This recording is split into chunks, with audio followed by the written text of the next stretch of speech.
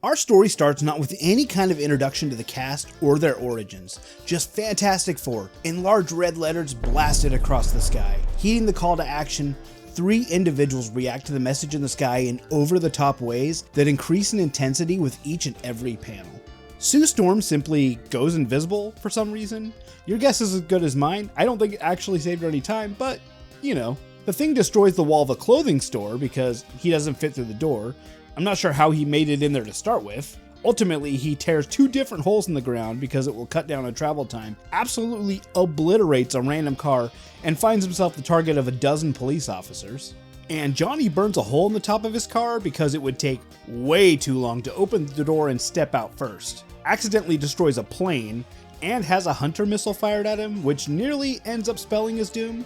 Thankfully, Mr. Fantastic reaches out and snags the missile right before it can blow up, and somehow manages to chuck that thing all the way out to sea, because apparently that is a thing he can do. It's complete and utter chaos, but I'm kinda here for it. Now let's go ahead and rewind a bit and get our origin story. It all started with a little joyride to outer space and those pesky little cosmic rays. At first I thought cosmic rays were simply another weird Stan science word at work yet again, but to my surprise, I guess they're a real thing. You learn something new every day, I guess. Anyways, each member is affected by the rays in different ways. Johnny feels hot and bursts into flames, Ben feels heavy and transforms into a monster, Sue fades away, and Rita's a rubber boy. They all give themselves some nifty new nicknames, and Ben, as always, gets the short end of the stick, as he's stuck with the Thing. Now, back to our message in the sky, and the reason our heroes destroyed half of New York.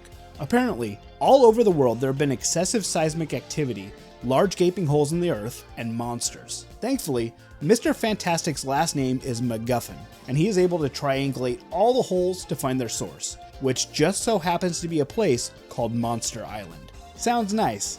Go ahead and get me a ticket. So our team hops in their jet, showing us why Spider-Man wanted to join the team. From the outside, they appear to be loaded. Before long, they arrive at the island to investigate. They aren't made to wait for very long though, because they are almost immediately attacked by creatures of the deep. They soon find themselves separated. Ben and Sue up top, and Reed and Johnny fall into a pit underground. There's a bright flash of light, and Reed and Johnny fall unconscious. Up above, Ben is just brawling it up with some monster of the week to defend Sue. Johnny and Reed wake up to find that they're in different clothing. That's a little bit disturbing. Apparently these blue suits are supposed to protect their eyes from a literal valley of diamonds.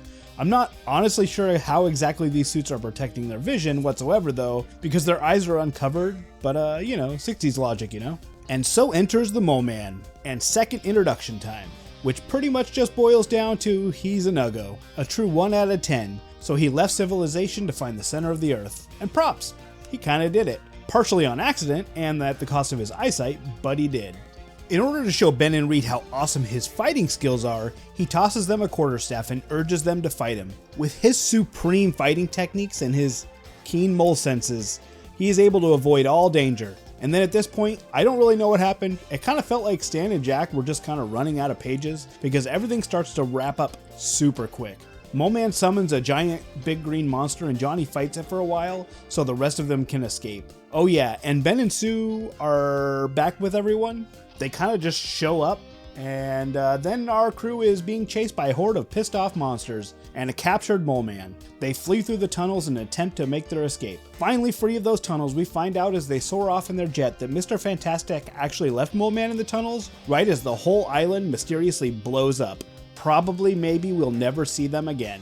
Honestly, even though this issue was really wacky and over the top, I really liked it. I think it might actually be up there with some of the best comics I've read since I've started this journey, like the Dr. Octopus Spider-Man issue. Anyways, thanks for watching.